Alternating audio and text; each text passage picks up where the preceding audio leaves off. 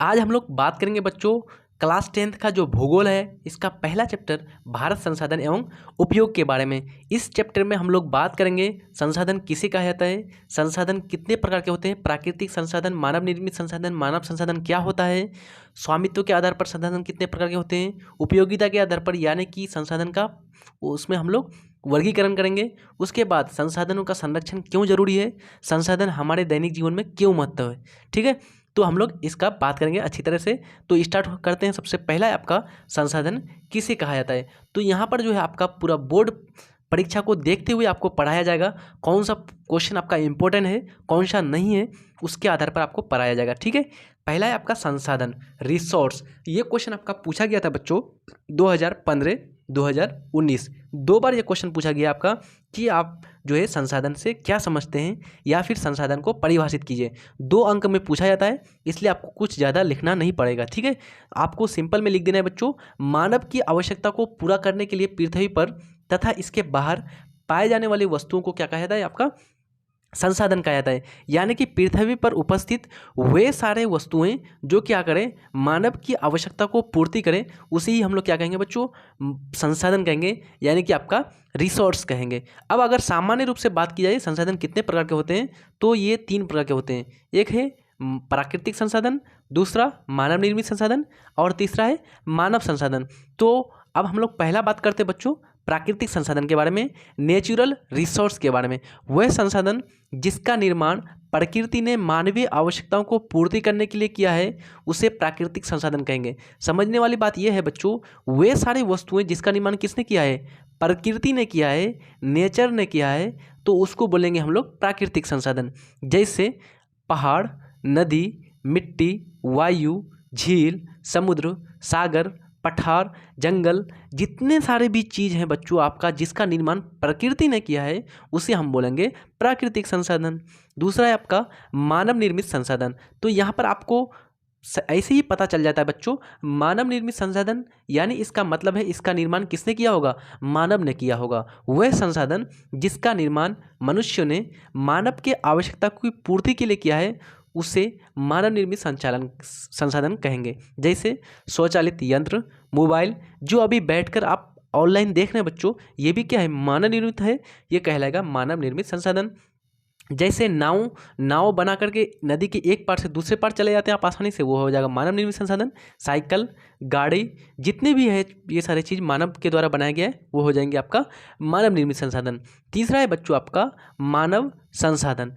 मानव एक संसाधन है क्योंकि एक मानव दूसरे मानव की आवश्यकताओं को पूर्ति करता है, अतः मानव क्या है बच्चों, स्वयं ही एक संसाधन है। जैसे मैं अगर आपको समझाने का कोशिश करूं तो क्या होगा बच्चों, मान लीजिए अभी आप लोग पढ़ाई कर रहे हैं, अगर आपके पास बगल में एक फ़ैन चल रहा है तो इस फ़ैन को तो किसी मानव ने तो बनाया होगा, तो किसी एक मानव ने बनाया और इसकी वजह से अन्य जितने भी लोग हैं उसकी आवश्यकता पूर्ति हो गई। तो इस मानव ने इस फैन का निर्माण किया बच्चों, तो वो मानव क्या कहलाएगा, आपका मानव संसाधन कहलाएगा। और वो जो वस्तु है फैन, जो आपका पंखा है, वो क्या कहलाएगा, मानव निर्मित संसाधन कहलाएगा। ठीक है बच्चों, समझ में आया आसानी से।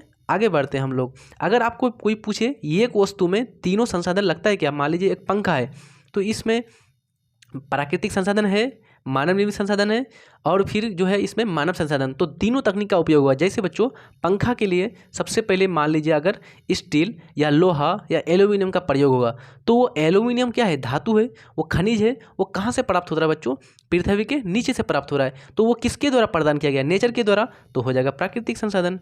फिर उसके बाद इसको पंखा बनाया किसने, तो मानव ने बनाया, मानव संसाधन। ये पंखा बनने के बाद क्या किया बच्चों, दूसरों को क्या किया, दूसरों को आराम पहुंचाया, दूसरे की आवश्यकता को पूर्ति किया, ये कहलाएगा आपका मानव निर्मित संसाधन, है ना।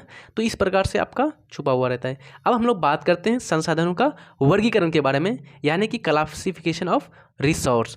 तो सबसे पहला है उत्पत्ति के आधार पर संसाधन जो है 2 भागों में बांटा गया है। पहला है आपका जैविक संसाधन, दूसरा है आपका अजैविक संसाधन। मैं बताऊंगा आपको, डिटेल में बताऊंगा, और उसके बाद कहाँ कहाँ से आपका क्वेश्चन पूछा गया है या आपके आने वाले अगले परीक्षा में पूछे जाएंगे, मैं सारा चीज़ यहाँ पर डिटेल के साथ चर्चा करूँगा। दूसरा है उपयोगिता के आधार पर 2 प्रकार के होते हैं, एक है आपका नवीकरणीय, दूसरा है आपका अनवीकरणीय। तीसरा है आपका स्वामित्व के आधार पर।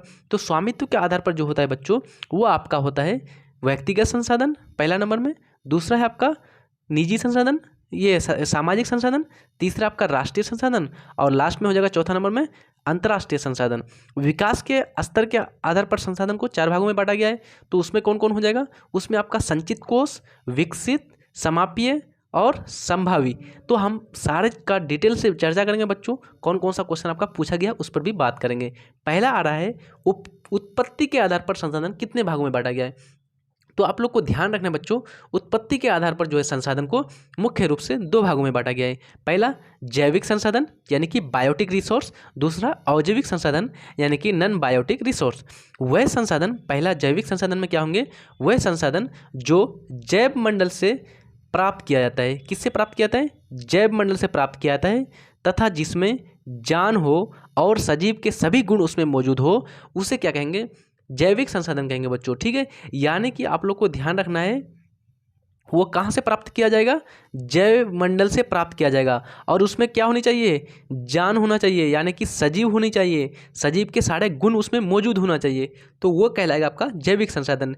जैसे इसके अंतर्गत क्या क्या आ जाएंगे? आपका मनुष्य, वनस्पति, मत्स्य, पशु, जितने भी है बच्चों ये आपका पेड़ पौधे, उसके बाद जितनी भी आपका जानदार वस्तुएं हैं वो सारे क्या कहलाएंगे? आपका जैविक संसाधन कहलाएंगे। ध्यान रहेगा आपको। अगला है आपका अजैविक संसाधन यानी नॉन बायोटिक रिसोर्स। निर्जीव वस्तुओं के समूह को अजैव संसाधन कहा जाता है, यानी कि वैसे वस्तुओं का समूह जो क्या हो? निर्जीव हो, जिसमें निर्जीव की गुण पाई जाती हो, उसको बोलते हैं अजैविक संसाधन। यानी कि इसके अंतर्गत कौन कौन आ जाएगा? चट्टान, धातु, खनिज, जितने भी प्रकार के अयस्क होते हैं, ये सारे क्या हो जाएंगे बच्चों? आपका अजैविक संसाधन। अच्छा, आप इसे भी जो है बच्चों आपका अजैविक संसाधन को इसे भौतिक घटक भी कहा जाता है। अजैविक संसाधन को जो है भौतिक घटक भी कहा जाता है। ठीक है, आगे है बच्चों आपका उपयोगिता के आधार पर संसाधन। तो उपयोगिता के आधार पर मुख्य रूप से संसाधन को 2 भागों में बांटा गया है, नवीकरणीय या फिर गैर परंपरागत संसाधन, और नवीकरणीय या परंपरागत संसाधन। तो पहला है आपका नवीकरणीय संसाधन, वह संसाधन जिसका भंडार असीमित हो, या जिसका पुनर्चक्रण हो, या जिसका पुनः निर्माण हो, उसे क्या कहेंगे बच्चों? नवीकरणीय संसाधन या गैर परंपरागत संसाधन कहेंगे। यानी कि आपको ध्यान रखना है इसके अंतर्गत कि सबसे पहले इसका पुनर्चक्रण हो सकता है, यानी कि इसको दोबारा हम प्रयोग कर सकते हैं। दूसरा, इसका पुनर्निर्माण हो सकता है, यानी कि इसका दोबारा उत्पत्ति, दोबारा निर्माण हो सकता है। तीसरा है ये ध्यान रखना है बच्चों आपका, इसका जो है भंडार क्या है?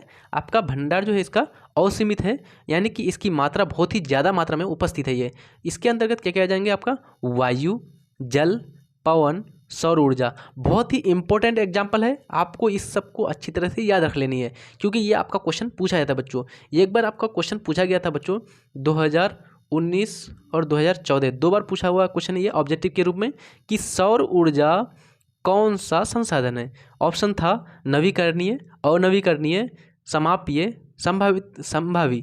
तो वहाँ पर कौन सा हो जाता है बच्चों? आपका नवीकरणीय संसाधन। क्यों?